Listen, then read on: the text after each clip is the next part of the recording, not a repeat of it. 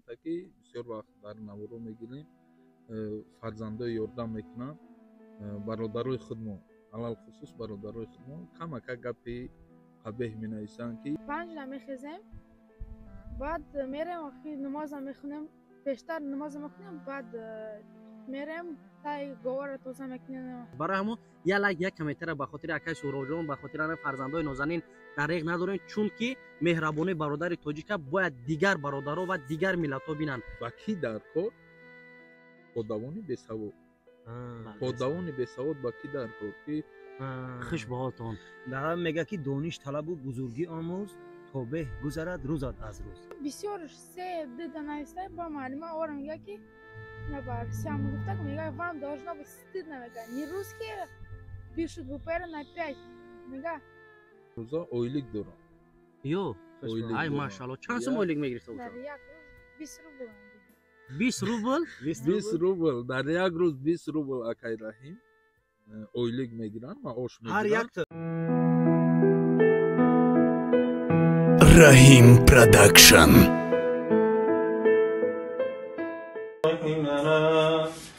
Assalomu alaykum va rahmatulloh. Sham sharaf ba mardi mehnatkаш ва захматкаш гуфтем меган соат 12 шаб мерем як бародар омадагӣ буд алҳамдулилlah мега ки дуюм маротиба мерем мега акай Абдулло хатима бо видео бикирем ҷоном фидоям хе бародарон ина рафтем иншааллоҳ мардини хушош шугем. Ассалому алайкум ва rahmatulloh. Ва алайкум ассалом ва rahmatulloh. Саломати хубе? Дин. Ватан айҷош меши бародар. Айдан ина дуюм маротиба омадеса акай Абдулло гуфтан хатима видео бикирем. گفتنیم که اگه جنوب همین هجومات سنت پیامبر صلی الله علیه و سلم من یا برآمدم اکم میانو گروپیو غمیدود خدا را شکر الحمدلله خیلی بهتر شدم اینایی کرد اومدم نصیب ان شاء الله ایسر میگیرم شفاش الله میتونه که سبب میشه بهترین هزار احمد با کی عبدالله کی از سخنهای بهترین میشه. سلامت باشین. هزار احمد اکا جون. آمود باشین. خوشحال برادر جون.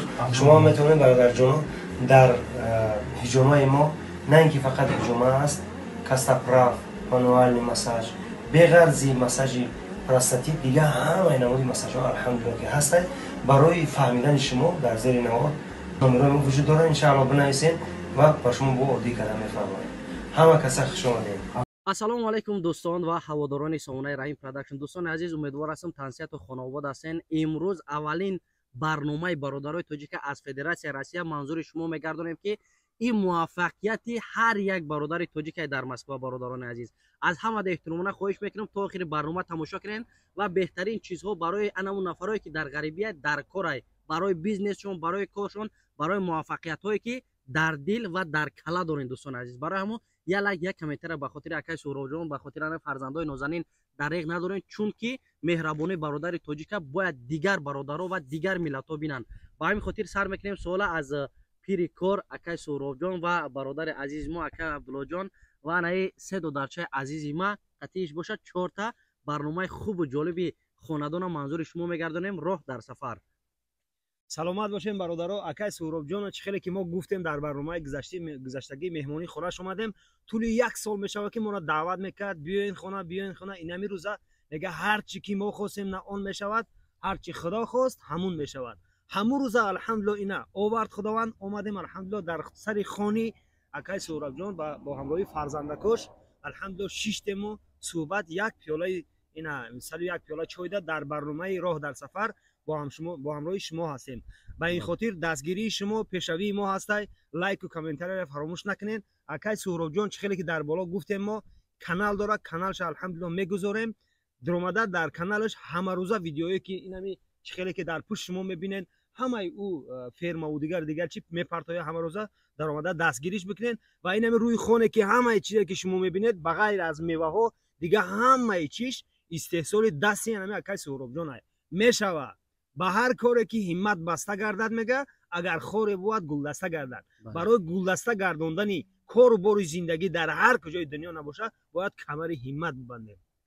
بله برادران عزیز برای همه امروز برنامه را شروع میکنیم از پیر انمی خاندان از انمی ستون خاندان که طول چندین سالها در انم فدراسیون روسیه کار به سر میبره. السلام علیکم اکای سهرابجان. خوبی اکا جان تنجی یک خودتون معرفی میکردین وطن عزیز ای کجاش هستین طول چند سال در مسکو کار و فعالیت خود را آغاز کردگین؟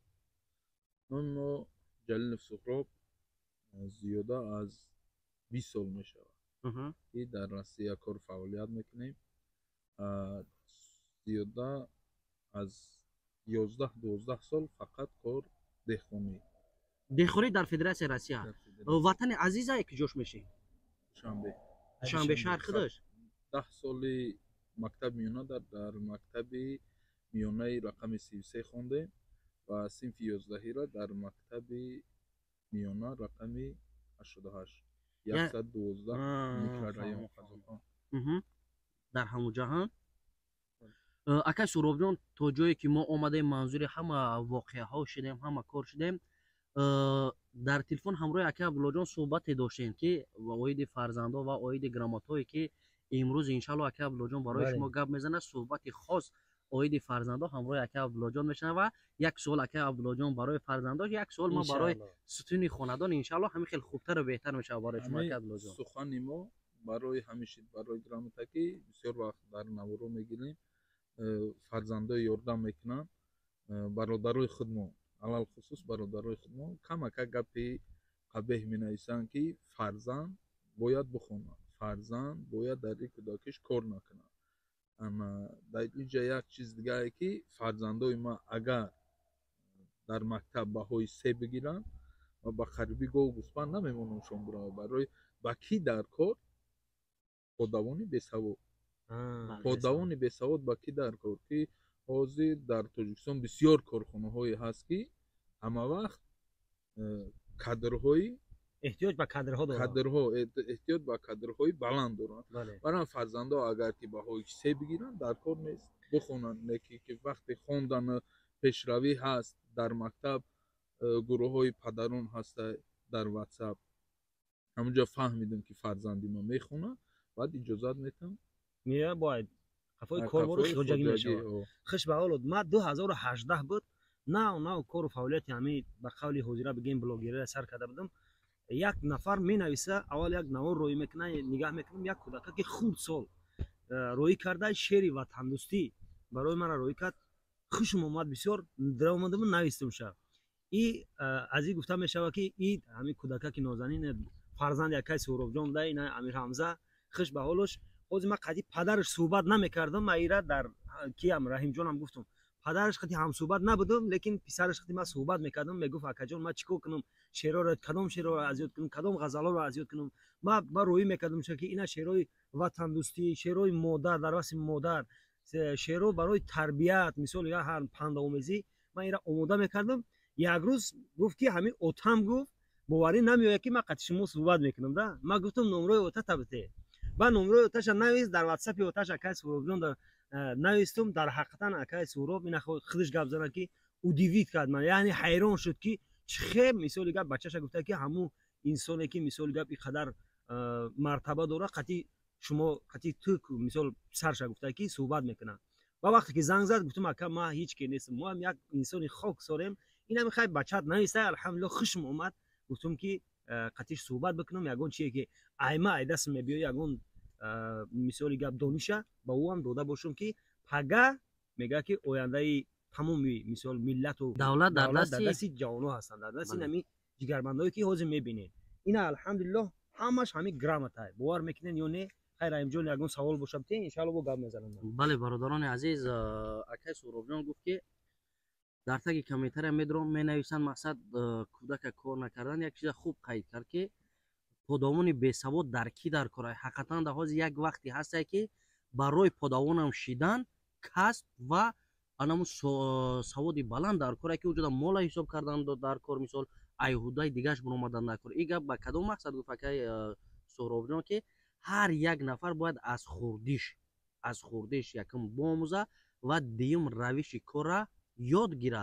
кӯдак дар кӯдакиш нафаҳма, пула надона, калон шава ай куҷо дигар мефаҳма ки пул чия, даход чия, мисол расход чи. ҳамин фарзандои мо гарчанде хандаоварам боша ба тамошобинои шумо, ҳаррӯза ойлик дорам. ё ай машалло, чанд сум ойлик мегирифта бошад? дар як рӯз 20 рубл мегирифт. 20 рубл? 20 рубл дар як рӯз 20 рубл акай Раҳим اویلگ میگیرن معاش هر میگیرن یکتش هر یک ами ҳар якташ شرطی дар که як рӯз 20 рубл ойлик با мегирад. شرطی که بهای 4 و 5 بگیرن وقتی که 3 گرفت اویلکش اتوماتیک 10 روبل یا که 5 روبل میشه اویلک با همو وقت میگیره که تا ساعت 8 بگویی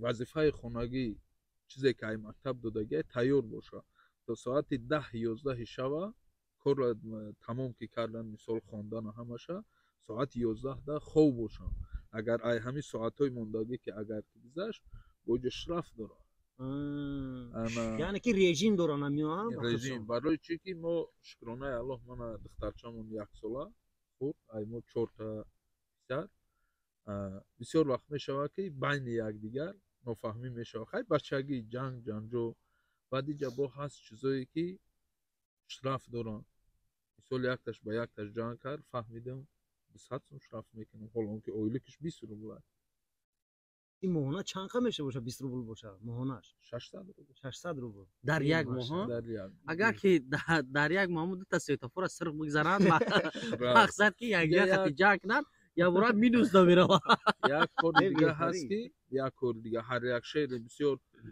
یار دوستان میگن که فرزندات مجبور میکنی که شعر اذیت کنن این وقتی که من علمای زبان آموز بسیار علما گپ میزنن که هر شخصی که چیزی که سر کرده از قرآن تو کدام علمی که باشه اذیت کنی چه خیلی که جوانان میروند در ورزشگاه مشق میکنن مغز سری آدم فقط به اذیت کردن وقتی که یک شعر اذیت میکنن 100 روبل میتن برای یک شعر اگر یک کتاب فرق نداره وای کتاب چی کتاب بخونن و معناش نقل کنن و مرا اذیت در کار نیست معناش نقل کردن 1000 روبل میتن برای همیش رفا با شرفای کلان های خوش باهاتون دارم میگه که دانش طلب و بزرگی آموز تا به گذرد روزت از روز در حقیقت اینقدر گرامت که من دیدم میگه که پدر چگونه پسر نمونه این همه الحمدلله